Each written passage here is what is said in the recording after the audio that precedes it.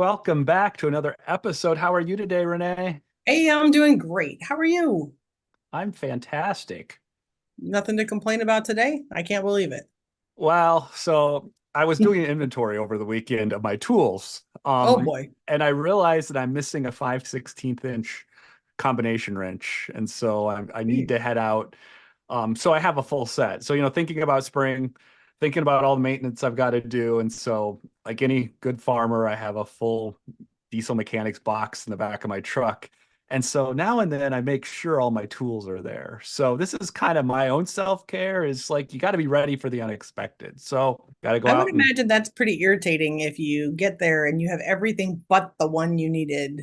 Probably isn't a very fun day. So it seems like it's a pretty smart idea to look well, in advance because most of farming is just running back and forth to the shop to get the right tool.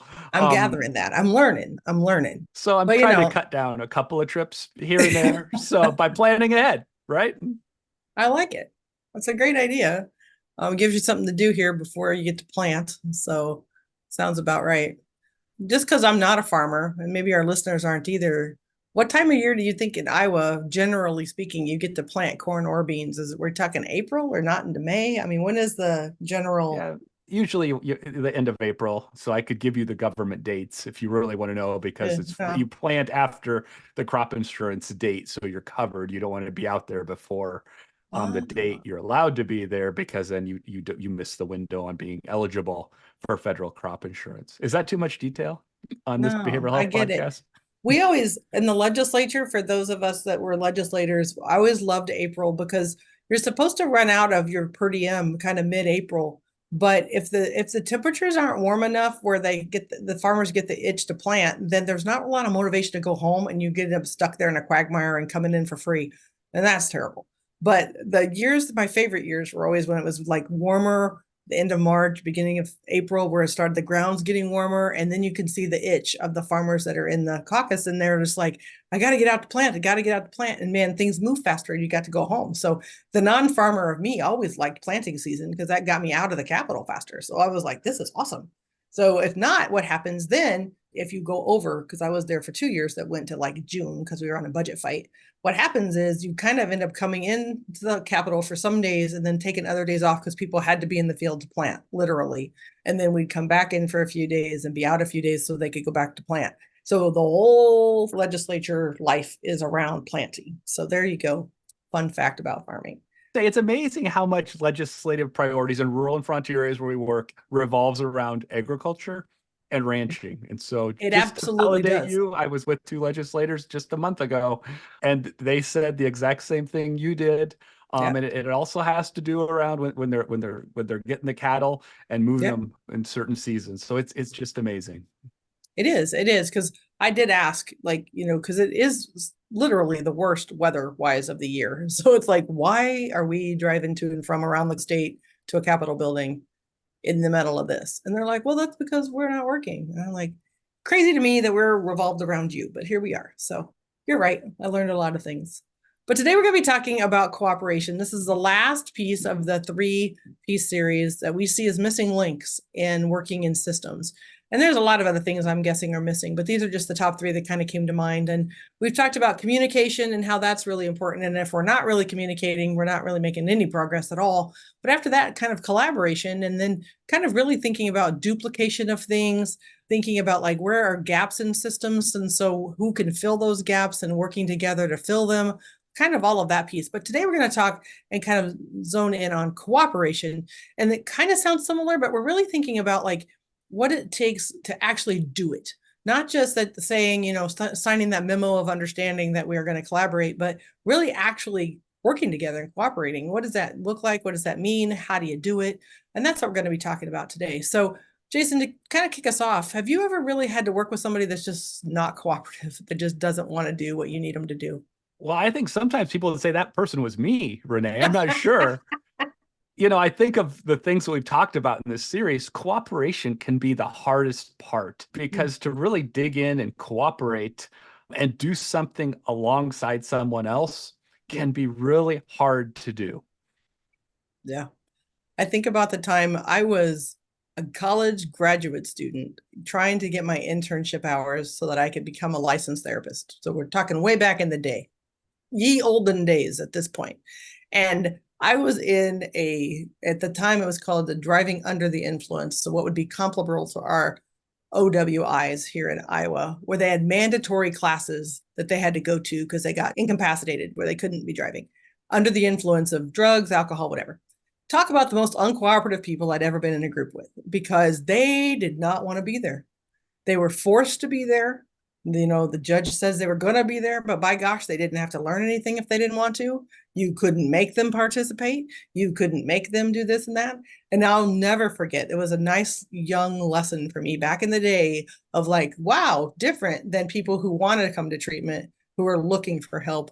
And this, forcing people into treatment, I've never really been a fan, because you just don't see it. That cooperation is the key to really making change in a lot of people. And if they're not on board with trying to change, then what in the world are you trying to do to them? And so anyway, I just always think of uncooperative. I remember faces from way, way back when of entertaining. But we had one in a hospital we worked with not too long ago. You remember this one, Jason, where we were trying to, talk about how we could potentially raise some funds or work together to be able to, do what they needed done in mental health. And it just didn't go like that. And I think that comes down to, right, how do you get everyone on working toward the same goal? Yeah. In this situation, everyone on their leadership team wasn't on the same page as to how they're going to move forward toward a goal. Nope. And if one department, the main fundraising team, said, yeah, that's not a thing we're willing to support, and there's not other funding sources, then that project was kind of dead on arrival. That, even if that's what the community goal was, the partnership wasn't just there, right? And so we didn't have the cooperation of everyone in the room. And, I can think of lots of rooms that we go into, whether it's a training room or a consulting room, right? That, I've done a number of trainings, and lo and behold, I find out later that it was a required training and people didn't have a choice if they were going to be there or not. And so typically those sessions don't go quite as well as when everyone was given the choice, right? Right. Voluntarily. So there's Right. very much a difference between being voluntold and being somewhere voluntarily.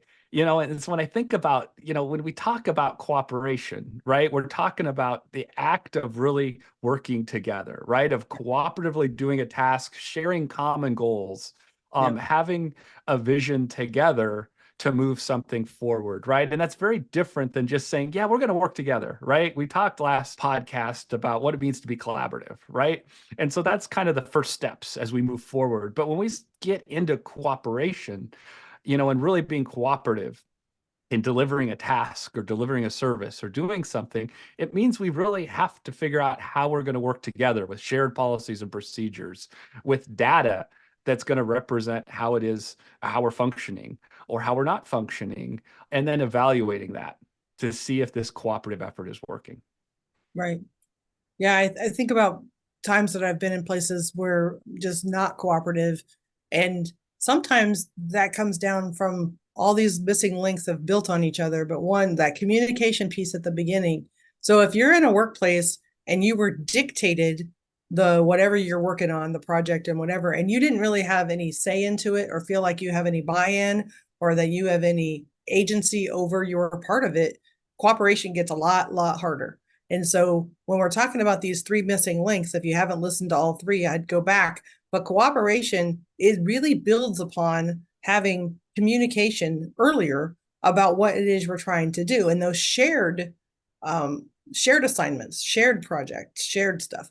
And I know in my own office, there's a particular challenge that we've faced off and on where a person didn't feel like they were part of an initiative or didn't really have a say in it. And you could tell that they feel that way, that they felt left out or whatever. And so when you're going around the horn again for another round of the same type of project, but on the next phase two, if you will, making sure they're getting input into that and being like, look, we know you didn't feel like you really had a lot to say the first time. So this time we're point blank asking, what do you want? And that helps build cooperation. And so that's one of the tips kind of early on in the show that I want to make sure that people hear is you have to build this on the other two, because you have to have the fact that people are going to communicate and that you've told people what you're trying to work on and then got them to buy in into the collaboration that we can work together. That's when you get to cooperation. And then you have to continue to do the work. But one of the things I think off the top of my head as an example, and Jason, maybe you've thought of these too, but when everybody in the world needs their own nonprofit, rather than actually cooperating with existing nonprofits to get your work done. What are your thoughts in that space? I have so many thoughts, Renee. And to me, there's just so much waste in our systems that, it's great to be autonomous and it's great to want to do something on your own. But the challenge that comes with that is we see so much duplication across the board. We see so much inefficiencies. And I just, think, with my business background, I also think about this in the egg sector of how much more can be done when we cooperate and work together with others. And so oftentimes that duplication and just the administrative overhead, the extra effort it takes to get things done. Whereas if we can consolidate some of those back end operations, behind something else, how much more we could do with whatever it is that we're going to do. So whether it's training or delivering a service, so much more can happen when you get to that to scale. And so oftentimes we see these small entities struggle with trying to get things done. It kind of goes back to the church bake sales, right? Are you ever going to be able to make a big change and raise enough money selling cookies at a bake sale every month? Or is there a way you can work together with a larger group to do even more? And so I'm big into impact, and I'm not saying that small groups can't have a big impact, but I think we can do so much more when we think about how do we consolidate and cooperate with others. Yeah. We see, unfortunately, in our state, and I'm sure there's many other states too, where local authorities are getting bent out of shape about what the state is doing or whatever, and on lots of different topics. I can name quite a few in a lot of different areas. And because of that, then the local authorities try to go out and do it on their own when it ends up costing two, three times, four times as much. So you're not actually getting the programming or the services that you need because you got bent about who was in charge and who was doing what rather than cooperating and working together on the best interest of the people. So then, like you're saying, the monies get wasted in administration and oversight and overhead and all of this. Whereas then the amount of services at the bottom, even if the local entity was better service or whatever, it's to so many fewer people because the monies just don't go as far because you've just reinvented the entire wheel rather than working out, figuring out how to cooperate or to communicate in a way that you could work together with other people. And that gets so frustrating because people are just paying for the same thing over and over, and you're still not getting the actual thing that you wanted, which was the service for whoever the person was that you were shooting for. And that just gets so frustrating. So here we're talking about a few things like what are ways we can build and improve communication in our workplaces, Jason? What are some of those things that we can do to help people understand like how to cooperate better? What do we need to do to build that foundation? Well, kind of as you're talking, what I'm thinking about is if everyone understands their roles, then we can get a lot closer toward creating cooperation. And as you were talking, I kept just thinking about, what we don't do very well. And this is the root of almost all of these things in my experience. And that's because we don't manage conflict well. When we Mm, don't manage the conflict, then we go on our own and we do right, other things. And right, then 10 years later, somebody asks, well, why are we doing this on our own? And somebody says, well, we don't like that other person. Well, they don't even know who they are anymore. They've been gone for 8 years. right. And so we have no idea what the conflict even was at the time that started everyone to be uncooperative. And so I can't tell you the number of times that we've gone back and said, well, why are you doing the same thing they do across the street? And they're like, well, we used to work together. Now we don't. I don't know. We just stopped doing it 6 years ago. I go, well, have Right. you talked to him since? Nope. And so oftentimes it's because we don't know how to resolve conflicts, whether it's No, interpersonally between team members or between organizations or between departments. So oftentimes that little divide turns into the Grand Canyon before we even realize what's going on. right. And there's so much ego in the midst of all of this too, because it's like, well, my ideas were better than your ideas, so I'm taking the ball going home and going to do it my way. And again, to your point, that works for today with today's leaders, but all of us aren't going to be here forever. And so then that gets pushed down to the next generation, and it's not the most efficient or the most effective. And oftentimes the outcomes are not the best, but because somebody decided it, then it just becomes this behemoth thing that gets passed down generation to generation that now is in complete competition with other people and not getting good outcomes and all of these things. And the people that started it thought, well, I can do it better, so we're going to start this and we're going to do our thing. That rarely turns out well. I don't know that I've really seen very many things like that where the thing that spun off as if they were the best in sliced bread actually turned out better than the other or lasted long term, because it's not financially viable in many cases. And so, instead of joining an organization that's existent, that's been around for 25 years, working with pregnant teenagers, let's go start a brand new one down the street.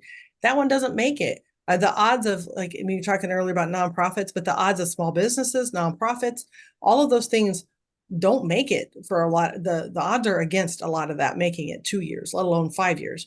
And so, all the waste and effort and time and money that put into that because somebody wanted to be in charge, instead of, like, to your point, having conversations, what we talked about earlier about communications, but even figuring out if maybe you could collaborate in some way, and then just being cooperative with the general overview picture where we're trying to go.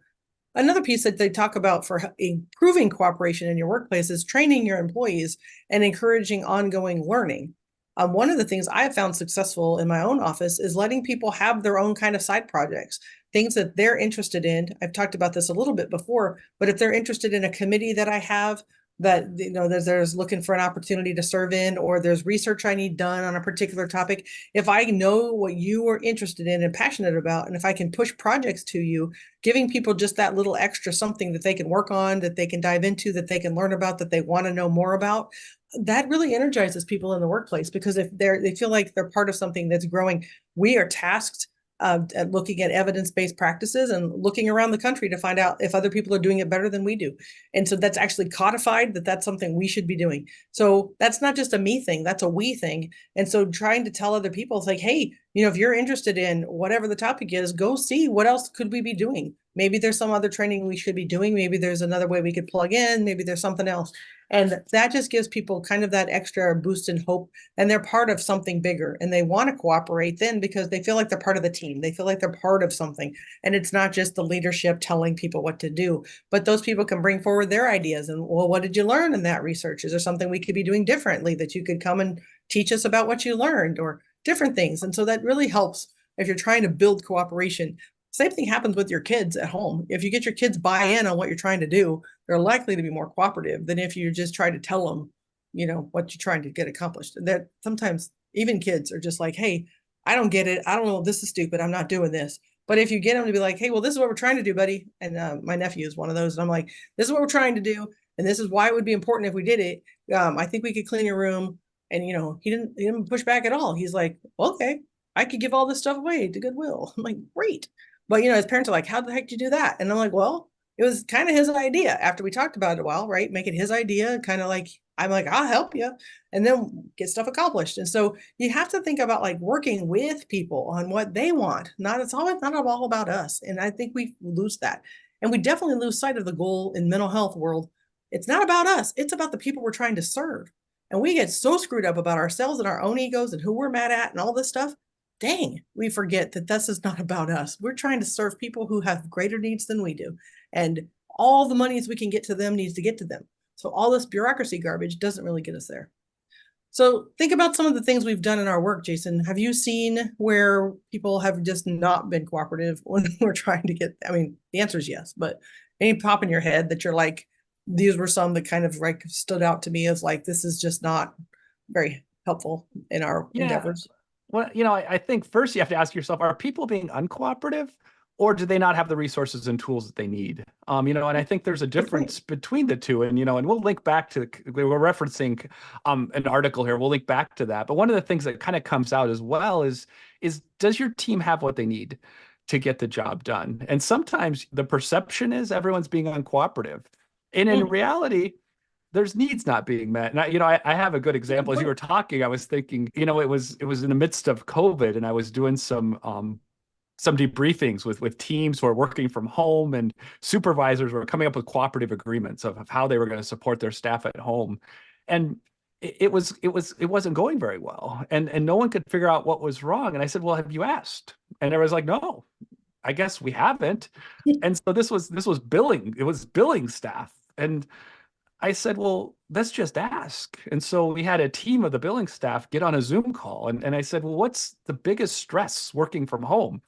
And the supervisors all told me it's because their kids are there. It's because they have all these other things. It's internet access. It's, there were this whole list of things. Guess what the number one thing was? The staff said, I don't have a second monitor. Everything we do takes two monitors because in order to process a claim, I have to click here and here and then go over to this other screen and click. And it takes me 2 hours longer per day because I Oh, don't wow. have a second monitor. At work, we had two monitors and we could do everything and we had it down to a science and we knew how many claims we could do per hour. And it was all figured out. They go, I have to work an extra 2 hours times 5 days a week was an extra 10 hours a week to be able to fulfill the quota. And simply because they didn't have the tools and resources, $100 computer monitor could have fixed Wow. the entire issue. And unfortunately, leadership thought it was a bunch of uncooperative staff working from home, when in reality, it was simply a miscommunication that no one knew what was really going on. And I think that happens all the time, Yeah. Renee, that we think we know what's going on and we don't validate it. We don't check it out. And then we realize that we're not truly cooperating with those folks we need to cooperate with, whether they're our staff, whether it's another organization. That happens all the time. Yeah. You remember that humongous snowstorm back in January? Well, I was on a call with my team and I caught exactly what you just said. They said, oh, wait a second, it's going to take me longer because I don't have a second screen. And I have sent screens home with the new people, thinking for sure they wouldn't have one, but they had been there longer. So I wrongly assumed that they would have already had one. And it was during the big snowstorm that I heard, wait a second, it's going to take me longer to flip back and forth because I don't have a second screen. And I'm like, ding, ding, ding, light bulb. Why didn't I ask everybody if they had a second screen? I wrongly thought you've been here longer than everybody before me. So therefore you must have them. And ding, ding, not, yeah, talk right here. And we're talking about this every day and I still forget, right? This is not I'm perfect at this and y'all listening are bad at this. It is an everyday reminder that sometimes you just don't think about things, that you just assume, and that's not correct. You're just like, I should have asked, do we all have the equipment to work at home? Granted, in snowstorms is the time you find out that people don't. We had the first big snowstorm of January, found out the person hadn't really worked from home before, and they couldn't figure out the computer didn't charge quite correctly. And so they were just feeling super guilty because they couldn't do anything from home. It felt like, oh my gosh, I'm gonna have to put in vacation time and do all these things. And I'm like, just chill out, man. This just, it's not your fault. You tried, you took stuff home. If the equipment doesn't work, we're not holding that against you. You're not getting penalized. I'm not making you go back in the office in a snowstorm. But it's just those pieces of, you have to communicate. Is it okay? Are you doing all right? What else do you need, to your point? Because yeah, they can't cooperate if they can't work. And if they can't work and there's a computer or issue or something, it's not their fault. And so we can't be mad at them that they were uncooperative. To your point, you have to kind of reach in and go, that's just, maybe they don't know. And that's a really good point. But there's other times where they're just really not being cooperative. And sometimes it's because they said so. They're just not going to do it because they don't have to. They don't play well with others. They don't want to play well with others. You've got other groups. I mean, we can go through this list forever, but there's always people out there that are like, they don't think they have to work with others. And so they don't need to be cooperative. And that only works until it doesn't. And then when you're on your own, it's a problem. And then people are like, oh no, we're not working with them. They're not cooperative. And that's a bad spot to be. And if you're the person that's gotten yourself out there, man, hanging yourself on that long rope, that's rough. Yeah, and we've worked with those folks, right? And so what and and Yeah. it's been challenging sometimes. And Yeah. one of the things I find when I work with someone who's really uncooperative is usually, again, there's something else going on. Yeah. But it doesn't necessarily mean that they're on a successful path. Mm. And so part of my personal approach when we're dealing with someone uncooperative is to focus on the folks who are cooperative. Because generally, when you get a large enough group of folks who are cooperating together, the Mhm. uncooperative person is suddenly going to feel like they're missing out on something. And they're going to want to very quickly be part of the other group. And so I'm a big advocate that you can catch more flies with honey. But I think I'm all about drawing people in. And so when I think about cooperation, I think about how do we focus on and reward those who are cooperating and doing the work they should to bring along then the other folks who may be more resistant, and that may have to do with fear of change. It may have to deal with a lot of those other things that come along. But we see this with organizations.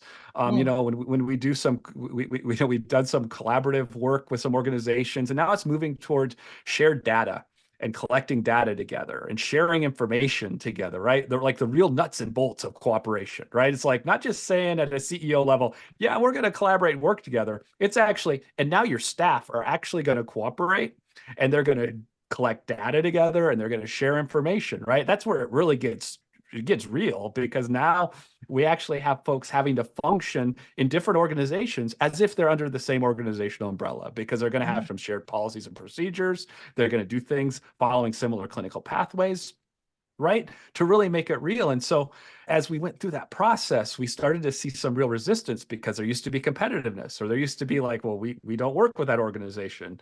Well, Mhm. if we're cooperating, then we're going to put all that to the side. And we're going to then set a new expectation and culture for all of our teams across every one of these different organizations. And that's been fascinating to watch, because some of the folks who initially we were told would be most resistant have actually now become some of the most cooperative in sharing information and being able to do that. But part of it had to do with setting clear expectations from the beginning and defining cooperation clearly, right? Because a lot of times I think we forget about cooperation in the workplace. It's not a Mhm. term, I think about all of my years as an executive, we didn't always talk about how do we cooperate in meetings? How do we Mhm. cooperate to get the work done? It's not something we talk about a lot. I think we should be talking about it a lot more. Yeah. Well, this week we're going to focus on the recovering politician self-care policy of the week. And guess what? The caucuses are over. You're in February now, and that's behind us. So it's a really good time. I'm going to tell you something. Turn off the news. Just turn it off. There's nothing good between now and November's election. I'm promising you that. Prescription drugs ads are already back full tilt, and it's just going to keep coming until the election is over. And I don't know. I don't know one person. I've never met one that felt better at the end of watching a newscast. Nobody. Nobody. And so it's just not good for our mental health. It's garbage in, more garbage comes out. And so just turn it off. I started this way back when I was elected. And you know what? There's a part of me that was like, oh, I'm going to miss out on the news, the big things going on in the world. You don't. Because if you're around people at all, I mean, I guess you could if you're a solo person that never leaves your house, you might miss things. But if you are connected anywhere, when big things happen in the world that are actually important, you hear of them by your family, your friends, others are talking about it, and then you can go look it up. But I'm telling you, you're not going to miss it, and your mental health will thank you. I absolutely promise. That's my tip. Jason, did you have any self-care ideas that you wanted to share today? Any thoughts that you have about that? Do you love the news? Are you a news kind of guy? I am not. I drifted away from the news a few years ago just because of exactly what you said. So I take my news in as I want to online, and then just limit that as much as possible, because it's just Mm. better. Yeah, it just doesn't make you feel better at the end of the day. I don't think that's what they're designed for. So I think it's for all of our good. Well, today just we finished a three-part series on the missing links that we're seeing when we work in systems. And today was talking about cooperation. And cooperation really is where that rubber meets the road. It's one thing to say, hey, yeah, we're going to collaborate, but really doing the work the day in, the day out. We talked about sometimes when we saw things that didn't work. We talked about some tips and tricks of like making sure they have the tools they need before you determine they're uncooperative, right? So thinking about what do people need to make sure that it isn't a cooperative issue, but they actually have what they need to do the right things. And so diving in with some of those tips. And next week, we're going to start on what one is a new topic. We're going to do a new series, and it's going to be about looking at what is a mental health system supposed to look like, kind of at that big 30,000-foot level. What's a system supposed to look like? And then we're going to dive into kind of each part of that and start looking at what are we talking about? Like, what are levels of care? What are different kinds of beds? What are all these things? And the reason we're going to do that is we have now worked in enough states to know a bed is not a bed is not a bed, which we've talked about in a previous episode. So we're going to dive in deep and talk about, okay, what exactly should it look like so that you know what you're looking for when you're out and about. See you then, everybody. Have a great week.